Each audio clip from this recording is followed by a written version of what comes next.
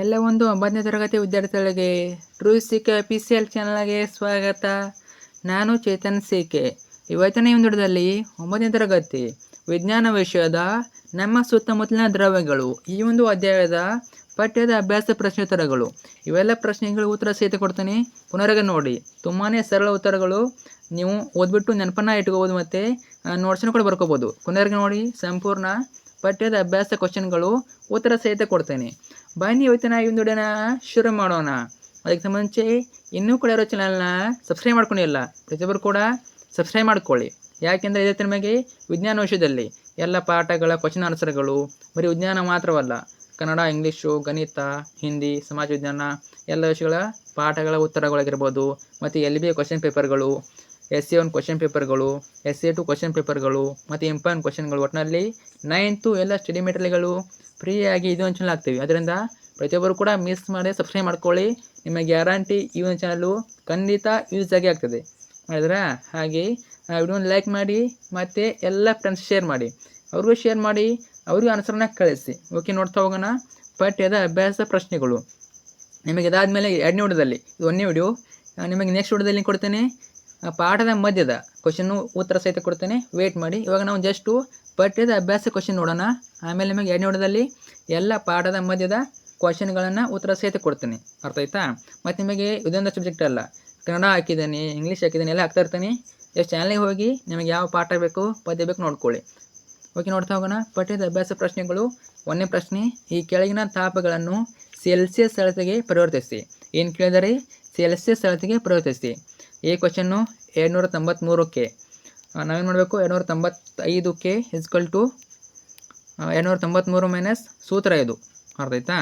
295ಕ್ಕೆ ಇಸ್ಕಲ್ to 293 ಒಳಗೆ 273ನ ಕಳಿಬೇಕು. 73 Celsius ಕಳೆದಾಗ ನಮಗೆ 20 Celsius ಬರ್ತದೆ. ಇನ್ನು 470ಕ್ಕೆ ಇದ್ದಾಗ 470ಕ್ಕೆ ಇಸ್ಕಲ್ ಟು 470 ಮೈನಸ್ 273 ಮಾಡಿದಾಗ 197 ಸೆಲ್ಸಿಯಸ್ ಉತ್ತರ ಬರ್ತದೆ. ಇಷ್ಟು ನೋಡಿ, ಸಿಂಪಲ್ಲು. ಅರ್ಥ ಆಯ್ತಾ? ನೆಕ್ಸ್ಟು 2ನೇದು, ಈ ಕೆಳಗಿನ ತಾಪಗಳನ್ನು ಕೆಲ್ವಿನ್ ಅಳತೆಗೆ ಪರಿವರ್ತಿಸಿ. ಕೆಲ್ವಿನ್ ಅಳತೆಗೆ ಪರಿವರ್ತನೆ ಮಾಡಬೇಕು. ನೋಡಿ, 25 ಸೆಲ್ಸಿಯಸ್ ಕೇಳಿದರೆ 25 degree Celsius. 25 degree Celsius equal to 25 plus 273ಕ್ಕೆ 298ಕ್ಕೆ ಸರಿಯಾದ ಉತ್ತರ. ಇನ್ನು 373 degree Celsius. 373 degree Celsius equal to 373 plus 273 ಮಾಡಿದರೆ ನಮಗೆ 646ಕ್ಕೆ ಬರ್ತದೆ. ಅರ್ಥ ಆಯ್ತಾ? ಉತ್ತರ ನೋಡ್ಕೊಳ್ಳಿ ಅಥವಾ ಬರ್ಕೋಬೋದು. ನೆಕ್ಸ್ಟು 3ನೇ ಕ್ವಶನ್ನು, ಈ ಕೆಳಗಿನ ವೀಕ್ಷಣೆಗಳಿಗೆ ಕಾರಣ ಕೊಡಿ. ಕಾರಣ ಕ್ವಶನ್ ಕೇಳಿದ್ದಾರೆ. ನೋಡಿ, AB ಕ್ವಶನ್ ಕೇಳಿದ್ದಾರೆ.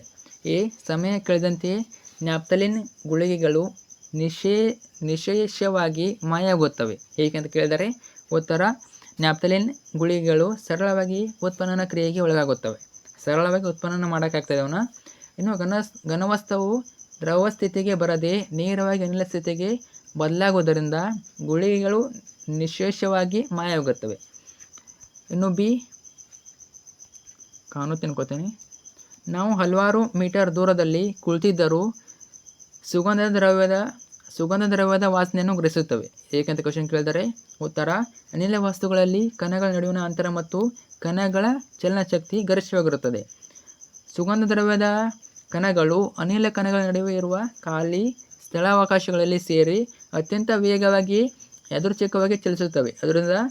ಆದ್ದರಿಂದ ನಾವು ಹಲವಾರು ಮೀಟರ್ ದೂರದಲ್ಲಿ ಕುಳಿತಿದ್ದರೂ ಸುಗಂಧ ದ್ರವ್ಯದ ಅಥವಾ ಸುಗಂಧ ವಾಸನೆ ಗ್ರಹಿಸುತ್ತವೆ.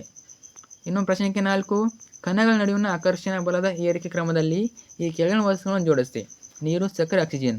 1ನೇದು ಆಕ್ಸಿಜನ್, 2ನೇದು ನೀರು, 3ನೇದು ಸಕ್ಕರೆ. ಏನು ಕೇಳಿದರೆ ಕಣಗಳ ನಡುವಿನ ಆಕರ್ಷಣೆ ಕೇಳಿದ್ದಾರೆ, ನೋಡ್ಕೊಳ್ಳಿ. ನೆಕ್ಸ್ಟು 5ನೇದು, ಈ ಕೆಳಗಿನ ತಾಪಗಳಲ್ಲಿ ನೀರಿನ ಭೌತಿಕ ಸ್ಥಿತಿಯನ್ನು ತಿಳಿಸಿ.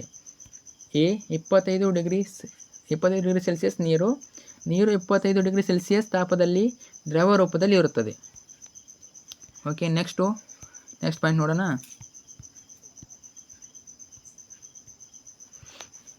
ವೇಟ್ ಮಾಡಿ, ಕಾಣುವಾಗಿ ತೋರಿಸ್ತೀನಿ.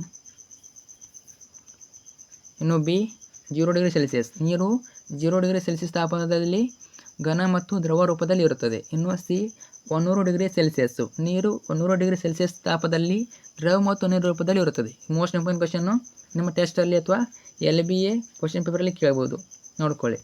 ನೆಕ್ಸ್ಟು 6ನೇದು, ಈ ಕೆಳಗಿನಲ್ಲಿ 2 ಕಾರಣಗಳನ್ನು ಸಮರ್ಥಿಸಿ. 2 ಕಾರಣ ಕೇಳಿದರೆ, ಈ ಕೊಠಡಿಯ ಉಷ್ಣತೆಯಲ್ಲಿ ನೀರು ದ್ರವವಾಗಿರುತ್ತದೆ.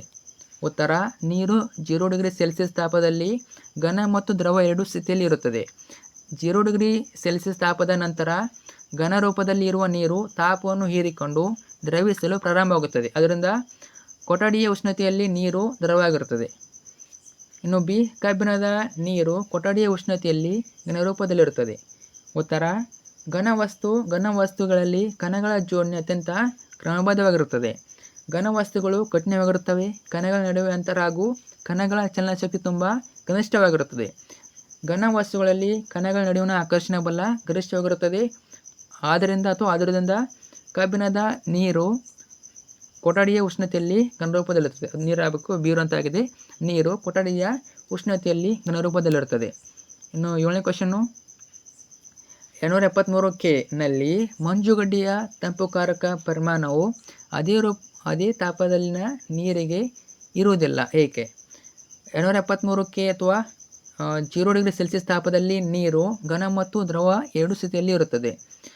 ತಾಪದ ನಂತರ ದ್ರವನ ಗುಪ್ತೋಷ್ಣವು ಮಂಜುಗಡ್ಡೆ ನೀರಾಗಿ ಬದಲಾಗಲು ನೆರವಾಗುತ್ತದೆ.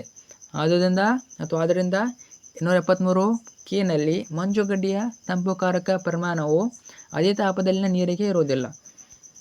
ನಿಮಗೆ ಕನ್ಫ್ಯೂಸ್ ಆದರೆ ಬುಕ್ಕಲ್ಲಿ ನೋಡ್ಕೊಳ್ಳಿ, ಇಲ್ಲಿ ಅಕ್ಯುರೇಟ್ ಆನ್ಸರ್ ಕೊಟ್ಟಿರ್ತಾರೆ. ಆಲ್ಮೋಸ್ಟ್ ಎಲ್ಲ ಸರಿಯಾಗಿವೆ. ಮತ್ತು ಕನ್ಫ್ಯೂಸ್ ಆಗ್ತವೆ ಕ್ವಶನ್ಗಳು, ಯಾಕಂದರೆ ಅಭ್ಯಾಸ ಕ್ವಶನ್ಗಳು ತುಂಬಾ ಇವೆ. ಅದರಿಂದ ಬುಕ್ ನೋಡ್ಕೊಳ್ಳಿ ಕ್ವಶನನ್ನು, ಅವಾಗ ನಿಮಗೆ ಅಂಡರ್ಸ್ಟ್ಯಾಂಡ್ ಆಗ್ತದೆ.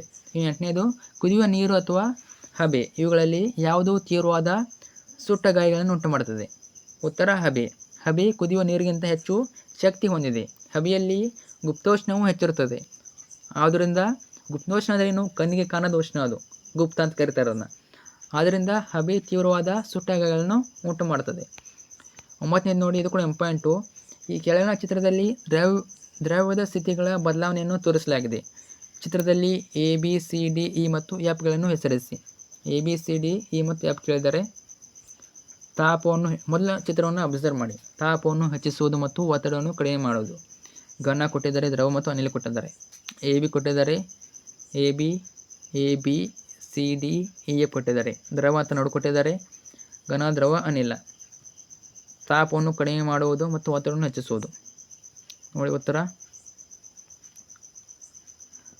ಎ ದ್ರವಣ ಅಥವಾ ಎ ದ್ರವಣ, ಬಿ ಆವಿಕರಣ, ಸಿ ಸಾಂದ್ರೀಕರಣ, ಡಿ ಘನೀಕರಣ, ಇ ಉತ್ಪನ್ನನ, ಎಫ್ ಉತ್ಪನ್ನನ. ಇವೆಲ್ಲ ಸರಿಯಾದ ಉತ್ತರಗಳು. ಇಷ್ಟಾದರೆ ಈ ಒಂದು ಅಭ್ಯಾಸ ಪ್ರಶ್ನೋತ್ತರ ಮುಗಿತವೆ. ಇಷ್ಟಾದರೆ ಮುಗಿಯೋದಿಲ್ಲ, ಇವನು ಬಿಟ್ಟು ನಿಮಗೆ ಪಾಠದ ಮಧ್ಯದ ಕ್ವಶನ್ ಇವೆ, ಅರ್ಥ ಆಯ್ತಾ? ಇದಾದಮೇಲೆ ನಿಮಗೆ 2ನೇ ವಿಡಿಯೋದಲ್ಲಿ ನಿಮಗೆ ಪಾಠದ ಮಧ್ಯದ ಕ್ವಶನ್ ಹಾಕ್ತೀನಿ. ಎಲ್ಲ ಕ್ವಶನ್ಸ್ ಆನ್ಸರ್ ಹಾಕ್ತೀನಿ, ಪ್ರತಿಯೊಂದು ಹಾಕ್ತೀನಿ, ಅರ್ಥ ಆಯ್ತಾ? ಮತ್ತು ಕಮೆಂಟ್ ಮಾಡಿ ನಿಮಗೆ ಈ ಒಂದು ವಿಜ್ಞಾನ ವಿಷಯದ ಮೇಲೆ ಮತ್ತೆ ಬೇರೆ ಯಾವ ಯೂನಿಟ್ ಬೇಕು, ಯಾವ ಪದ್ಯ ಭಾಗ ಬೇಕು, ಕನ್ನಡ ವಿಷಯದಲ್ಲಿ, ಇಂಗ್ಲೀಷ್ ವಿಷಯದಲ್ಲಿ ಯಾವ ಪದ್ಯ ಭಾಗ ಬೇಕು, ಪಾಠ ಬೇಕು, ಕಮೆಂಟ್ ಹಾಕಿ. ಬಟ್ ಇದೊಂದು ವಿಷಯ ಮಾತ್ರವಲ್ಲ, ಕನ್ನಡ, ಇಂಗ್ಲೀಷು, ಗಣಿತ, ಸಮಾಜ ವಿಜ್ಞಾನ ಎಲ್ಲ ವಿಷಯ ಕಮೆಂಟ್ ಹಾಕಿ. ಆಲ್ಮೋಸ್ಟು ಆ ಒಂದು ಪಾಠದ ಪದ್ಯವನ್ನು ನಾವು ಆದಷ್ಟು ಬೇಗ ನಿಮಗೆ ವಿಡಿಯೋನ ಹಾಕೋಕ್ಕೆ ಟ್ರೈ ಮಾಡ್ತೀವಿ, ಓಕೆನಾ? ಮತ್ತು ಈ ಒಂದು ವಿಡಿಯೋನ ಫ್ರೆಂಡ್ಸ್ ಶೇರ್ ಮಾಡಿ. ಈ ಒಂದು ವಿಜ್ಞಾನ ವಿಷಯದ ಮೇಲೆ ಏನೇ ಡೌಟಲ್ಲಿ ಕಮೆಂಟ್ ಹಾಕಿ. ಫ್ರೆಂಡ್ಸ್ ಶೇರ್ ಮಾಡಿ. Thanks for watching.